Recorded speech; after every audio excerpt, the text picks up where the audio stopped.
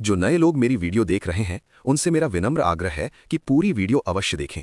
मैं अन्य लोगों की तरह आकर्षक या मनोरंजनात्मक वीडियो नहीं बनाता, इसके लिए क्षमा चाहता हूं। मेरा उद्देश्य केवल सही, प्रामाणिक और अनुभवजन्य जानकारी देना है। अतः आप स्वयं इस बात की परीक्षा करें और मेरी कामना है कि आपको निश्चित सफलता प्राप्त हो।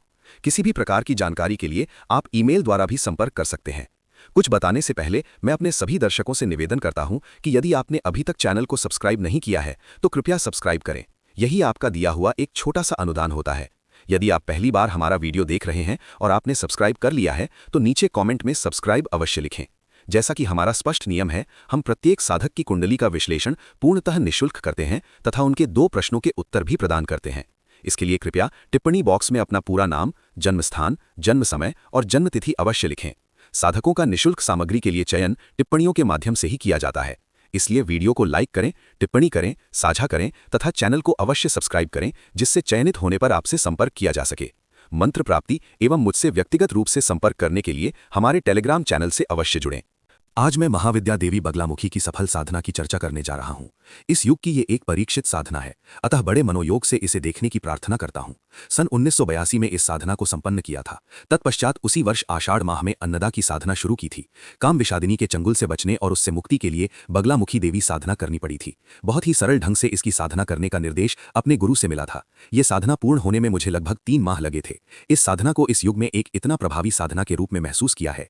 इस साधना के प्रभाव से आपके सभी कार्यों में सफलता मिलती है। इससे शत्रुनाश, मोहन, वशीकरण, विद्वेषण, उच्चाटन, स्तंभन आदि सभी प्रकार के कार्य संपन्न होते हैं। भूत प्रेत आदि सभी बुरी शक्तियों का विनाश हो जाता है। संक्षेप में इतनी ही बातें कहना उचित है। इसकी साधना करने में साधना काल के समय ब्रह्मचर्य रहने का निर्देश मिलता है, किंतु ब्रह्मचर्य व्रत का पालन करने में अति भी नहीं करना चाहिए। ऐसा मैंने क्यों कहा, इसके लिए एक सच्चा उदाहरण देता हूं। एक स्त्री ने पुत्र प्राप्ति की कामना करती हुई इस विशेष साधना को 1 माह तक करती रही। जब उसकी साधना करते हुए मात्र 2 महीने ही हुए थे कि उसे गर्भ ठहर गया। तो उसे गर्भ कैसे ठहर गया? 10वें माह में वह पुत्र को ही जन्म दी, अर्थात साधना सफल रही। अतः ये मानकर चलना होगा कि साधना करने के उद्देश्य को भी ध्यान में रखना होगा। जहां ब्रह्मचर्य रहने की जरूरत है वहीं पर इसकी आवश्यकता पड़ेगी। इसकी साधना करते वालों को झूठे वस्त्र आदि का व्यवहार नहीं करना चाहिए। जहां तक हो सके पीले या स्वर्ण रंग का प्रयोग करना सबसे उचित रहता है। इसकी साधना शुरू करने के लिए कोई शुभ मुहूर्त की जरूरत नहीं पड़ती, पर मेरा मानना है कि साधक की जो जन्म तिथि है उस रूप में दिन का भी चुनाव कर लेना चाहिए। जैसे यदि आपकी राशि कर्क है तो वो दिन ज्यादा उपयुक्त रहेंगे जब चंद्रमा कर्क, वृश्चिक या मीन राशि में हो। कम से कम ये तो इन्हें अवश्य ही ध्यान में रखना होगा कि उस दिन चंद्रमा मेष, सिंह या धनु राशि में न हो। इन बातों के अलावा वो दिन राशि के लिए वर्जित न हो। ये बातें किसी भी साधना शुरू करने के लिए अनिवार्य है। इसी प्रकार अन्य राशियों के लिए भी साधना की शुरुआत करने के लिए जरूरी होता है। हो सकता है कि इसकी साधना से आपको देवी दर्शन भी हो। मुझे तो दर्शन नहीं मिले थे, पर जो इनकी जो सिद्ध योग्यता है वो उनका देखने का अवसर प्राप्त हुआ था। मुझे पूर्ण विश्वास है कि ऐसी कोई भी कामना नहीं है जिसकी पूर्ति इसकी साधना से न होती हो। शास्त्रों के अनुसार 1.25 लाख जप पूर्ण करना होता है, तब मनोवांछित कार्य सिद्ध होते हैं। मैंने 50,000 ही किया था। 3 दिन की ही साधना से उस काम विषादिनी से छुटकारा मिल गया था। फिर भी मैंने 3 माह तक की थी। मेरा मकसद पूरा तो कब का ही हो चुका था, अतः 50,000 कर छोड़ दिया। मेरे गुरुदेव कहा करते थे, यदि किसी ने 1 करोड़ तक जप कर लिया तो वह व्यक्ति सर्वशक्तिमान एक देवता की तरह हो जाएगा, वह शिवतुल्य हो जाएगा। शर्त है कि वह ध्यान की क्रिया भी शामिल रहे। इसकी स्थापना कोई भी अपने उपयुक्त समय में कर सकता है, पर राशि स्थापना सबसे अधिक उपयुक्त मानी गई है। ध्यान आदि विस्तार में लगभग 2 घंटे लगते हैं। शास्त्रों में वंद और वनामूर्ति देवी के फोटो आदि को काफी महत्व दिया गया है, किंतु जो व्यक्ति प्रतिदिन ध्यान करता है उसे इन सब वस्तुओं की आवश्यकता नहीं पड़ती, क्योंकि इसमें ध्यान और किया गया जप ही प्रधान होता है। इसे किसी भी दिशा की ओर मुख करके किया जा सकता है और हर दिशा का अपना अपना महत्व है। पूर्व दिशा की ओर मुख कर साधना करने से तेज बढ़ता है और उन्नति मिलती है। पश्चिम की ओर मुख करके करने से धन, यश, सम्मान और सुख समृद्धि की प्राप्ति होती है। उत्तर की ओर मुड़ने से शांति मिलती है तथा दक्षिण की ओर मुख करने से शत्रुनाश, उच्चाटन, विद्वेषण और स्तंभन के कार्य सिद्ध होते हैं। सामान्यतः पूर्व दिशा की ओर मुख कर साधना करना श्रेष्ठ माना गया है, जबकि शत्रुनाश अथवा बुरी बाहरी शक्तियों के नाश हेतु दक्षिण दिशा की ओर मुख करने की सलाह दी जाती है। इस साधना को पीले रंग के कंबल के आसन पर बैठकर तथा स्वर्ण या पीले सुनहरे रंग के वस्त्र धारण करके करना चाहिए।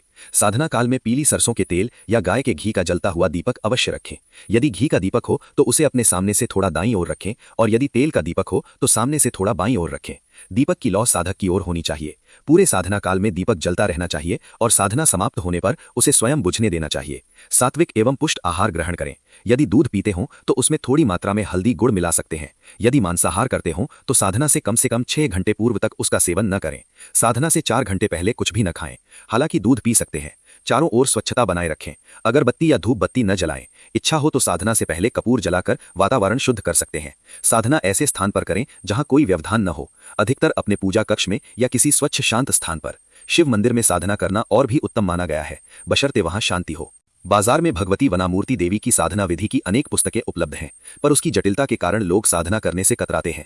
यहाँ बताई गई विधि और सावधानियों का पालन करने से ही अपेक्षित सफलता प्राप्त हो सकती है। यद्यपि कुछ आवश्यक जानकारी के लिए संबंधित ग्रंथ लेना उपयोगी रहेगा। जब आरंभ करने से पूर्व ध्यान श्लोक पढ़कर कवच का पाठ करें, फिर पुनः ध्यान श्लोक मध्य सुदृढ़ित मणिमंडपे पीतांबरम द्विभुजम नमामि पढ़ें। इसके बाद हल्दी या पीले चंदन की माला से अपनी सामर्थ्य अनुसार जप करें। जितनी भी संख्या में जप किया जाए उतनी ही संख्या में जप प्रतिदिन करें। जप खंडित न होने पाए 10 दिनों में जप के बाद दशांश हवन आदि कर लें। पुनः इच्छित दिन का चुनाव कर जप आरंभ करें और 10 दिनों पर दशांश हवन कर लें। ये काम स्वयं करें तो ज्यादा अच्छा है। मंत्र है, मंत्र प्राप्ति के लिए हमारे टेलीग्राम चैनल से निःशुल्क जुड़ें और पवित्र मंत्रों का लाभ पूर्णतः निःशुल्क प्राप्त करें। दशांश हवन के लिए आम की लकड़ी में नवग्रह की लकड़ी मिलाकर अग्नि प्रज्वलित करें। आहुति हेतु कनेर और पीले चंपा के फूल, केसर मिश्रित धूप, पीली सरसों, पंचमेवा, घी और कमलगट्टा उपयोगी माने गए हैं। तर्पण के लिए दूध में केसर और मिश्री मिलाएं तथा मार्जन भी इसी से करें। हवनादि के लिए पूर्व प्रकाशित वीडियो देखें। इसी प्रकार किश्तों में 1.25 लाख जप कर सकते हैं। आप चाहें तो इससे ज्यादा करके और भी अपनी सिद्धि की शक्ति बढ़ा सकते हैं। यदि आप जप नहीं कर सकते तो मात्र ध्यान और कवच पाठ ही करें और इनके सहस्त्र नाम स्तोत्र को दिन में 3 बार अवश्य ही पाठ करें। इससे भी मनोवांछित परिणाम मिलेंगे। मुझे आशा है कि इस साधना विधि को आप अपनी जरूरत के अनुसार प्रयोग में लाएंगे। इस संबंध में यदि कुछ पूछना हो तो निःसंकोच ईमेल करें। संपूर्ण साधना विधि एवं मंत्रों की प्रामाणिक जानकारी प्राप्त करने हेतु साधक गण कृपया हमारे टेलीग्राम चैनल से अवश्य जुड़ें। वहां समस्त मंत्र निःशुल्क एवं विधि पूर्वक उपलब्ध कराए जाते हैं। जीवन में बदलाव लाने वाली साधनाओं को जानने के लिए अभी जुड़ें हमारे टेलीग्राम चैनल तंत्र केंद्र से। अगर आपको ये वीडियो पसंद आया हो तो इसे लाइक और शेयर करें और साधना, तंत्र एवं माला से जुड़ी और जानकारी के लिए हमारे टेलीग्राम चैनल तंत्र केंद्र से जुड़ें। लिंक नीचे डिस्क्रिप्शन में दिया गया है।